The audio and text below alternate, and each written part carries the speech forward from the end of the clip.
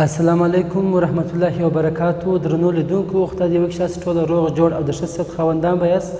نن موږ تاسې د طب پوهنځي د جنټیک مضمون دریم درس را شروع کوو. په دې درس کې به موږ تاسې د مندل قوانین زده کړو. مخکې له دې چې د مندل قوانینو ته راسو، لومړی موږ تاسې د مندل په باره کې معلومات ترلاسه کوو. مندل په 1822 میلادي کال کې په اسټریا هېواد کې زېږېدلی دی. د ریاضیاتو او فزیک په برخه کې هم پوهه درلودله. مندل د 1850 څخه تر 1855 میلادي کال پورې تجربې ترسره کړلې چې بیا خپلې دغه تجربې د برون په نامه یوې ټولنې ته وړاندې کړلې، خو هغې ټولنې د ده تجربو ته کومه خاصه پاملرنه ونه کړله. د ده تجربې صرف نظر وګرځولې. کله چې دی مړ کېږي، د مرګ څخه څو کلونه وروسته په 1900 میلادي کال کې 3 نور پوهان د جنټیک په برخه کې څېړنې ترسره کوي. کله چې دوی څېړنې ترسره کړلې، خاص د مندل په رقم نتایج دوی هم ترلاسه کړل چې بیا دوی په دې وخت کې پوه شول چې رښتیا هم د جنټیک په برخه کې د مندل تجربو حقیقت درلودي، مندل رښتیا ویله. نو بیا دوی د جنټیک د پلار لقب مندل ته ورکړی. اوس موږ تاسې د مندل د تجربو د کامیابۍ لاملونه وایو چې د تجربې څنګه کامیابه شولې، ولې کامیابه شولې. لومړی لامل دا و چې د یو ژوندي موجود هر صفت یې په جلا توګه تر څېړنې لاندې نیوی.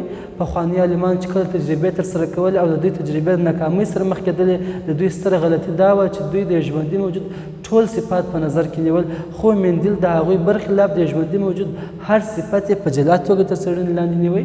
دویم لامل دا و چې د وړ او مناسب نبات غوره کول. د خپل تجربو دپاره د مشنګ بوټ انتخاب کړی و. مشنګ څو ښه ځانګړتیاوې لري چې د هغو څخه یوه ځانګړتیا دا ده چې ښځینه او نارینه غړي په یوه ګل کې شتون لري. نو له همدې امله د ګردې د لېږدېدو زمینه هم د ګل دننه برابره وي. دا هم یو ښه ځانګړتیا وه د مشنګ د بوټو. بل لامل چې و هغه د مټر د نبات یوازې یو صفت یې په نظر کې نیوی او همهغه صفت یې په راتلونکو نسلونو کې څېړی. دا د مندل د بریالیتوب لاملونه شول. او بل مندل لومړنی شخص و چې د وویل چې د ژوندیو موجوداتو هر صفت د یو خاص فکټور په واسطه انتقالیږي. د داسې وویل چې کله چې د والدین څخه اولاد یا نوي نسل ته صفتونه انتقالیږي، دغه هر صفت یې د یو خاص فکټور په واسطه انتقالیږي. په هغه وخت کې د جین او کروموزوم په باره کې معلومات نه درلوده، خو ده دا نظر ورکړ چې یو صفت چې انتقالیږي د والدین څخه اولاد ته، دا د یو خاص فکټور په واسطه انتقالیږي.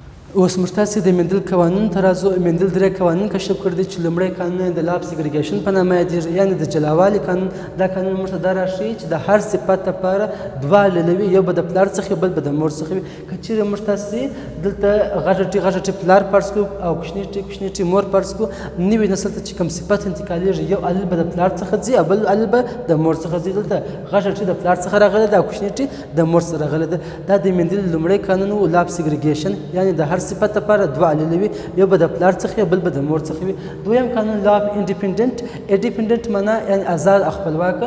هر صفت یا جنس چې انتقالیږي پر بل جنس باندې هېڅ اغېزه نه لري، په آزاد ډول ټوله جنونه انتقالیږي. مثال د سترګو جن د قد په جن پر هېڅ اغېزه نه لري، هر جن په آزاد او خپلواکه ډول انتقالیږي. دا بیا موږ تاسو د خیر سره په ډای هایبریډ کې هم په دې باره کې معلومات نور هم ترلاسه کړو. دریم قانون چې و د مندل د هغه د لاب ډومیننټ د بارزت قانون و. دا قانون موږ ته دا راښیي چې یو جن چې ښکاره یا غالب خاصیت لري، د مغلوب جن د خواص د پټولو لامل شوی دی. هغه جن چې ښکاره خواص لري د ډومیننټ په نامه یادېږي او هغه جن چې پټ خواص لري د ریزیسیو په نامه یادېږي. مندل خپل تجربو دپاره لومړی د خالص نباتات سره تزویج کړل. مثال غټه ټي لوړ قد نباتات، کوچني ټي مثال ټیټ قد نباتات. کله چې دا سره تزویج کړل، په نوي نسل کې ټول نباتات جګ قد لرونکي وه.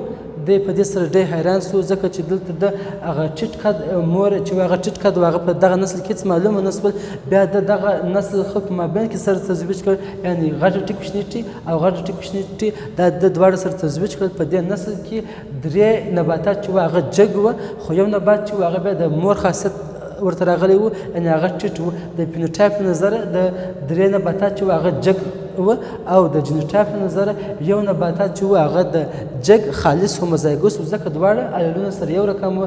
2 نباتات هغه جګ و خو هیتروزایګوس و، ځکه دوی الیلونه سره مختلف و. او آخري دانه چې د څلورم اولاد چې و هغه ټیټ قد خالص و، هوموزایګوس سره یو رقم و. دا زموږ تاسې د جنټیک دریم درس و. په دې درس کې موږ تاسې د مندل قوانین زده کړل. انشاءالله نور درسونه به هم ادامه ولري. خدای پامان.